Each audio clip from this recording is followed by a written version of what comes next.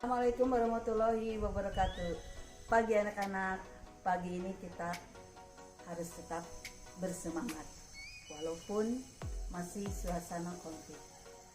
Pagi ini Ibu akan membahas mengenai memahami kedudukan dan fungsi Pancasila. Nah, setelah kalian mengikuti pelajaran ini, Ibu harapkan yang pertama, menelaah Pancasila sebagai dasar negara dan pandangan hidup bangsa. Kedua, mengembangkan sikap yang mencerminkan nilai-nilai luhur Pancasila sebagai dasar negara dan pandangan hidup bangsa. Tiga, menyaji hasil telaah nilai-nilai Pancasila sebagai dasar negara dan pandangan hidup bangsa.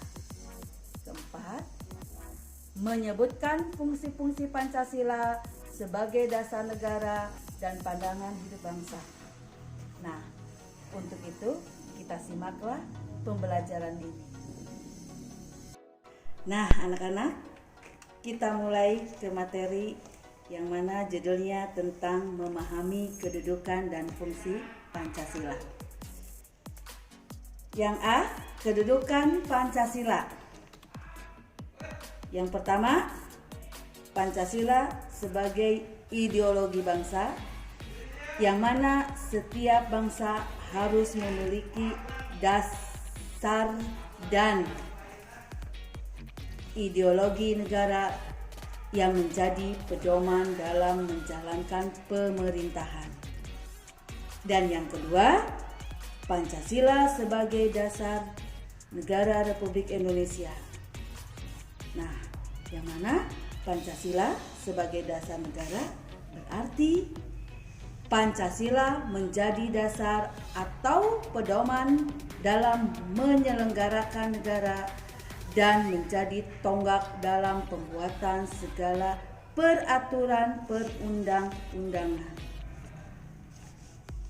Yang ketiga adalah Pancasila sebagai kepribadian bangsa Indonesia, yang artinya bahwa Pancasila lahir bersama dengan lahirnya bangsa Indonesia dan merupakan ciri khas bangsa Indonesia dalam sikap mental maupun tingkah laku, sehingga dapat membedakan dengan bangsa yang lain.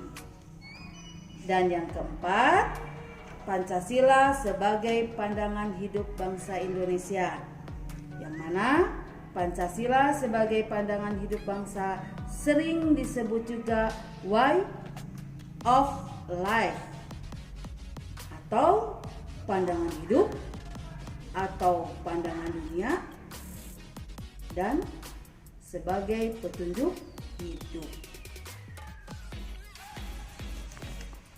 Yang kelima, Pancasila sebagai perjanjian luhur bangsa Indonesia. Nah, sekarang kita masuk ke bagian B, yaitu fungsi Pancasila, yang mana fungsinya ada 4. 1. Pancasila sebagai dasar untuk mengatur negara. Kedua, Pancasila sebagai sumber dari segala sumber hukum. Ketiga, Pancasila sebagai dasar falsafah negara. Dan yang keempat, Pancasila sebagai sumber tertib sosial. Demikianlah materi yang Ibu sampaikan pada hari ini. Semoga video pembelajaran ini bermanfaat. Kita jumpa lagi minggu depan. Wassalamualaikum warahmatullahi wabarakatuh.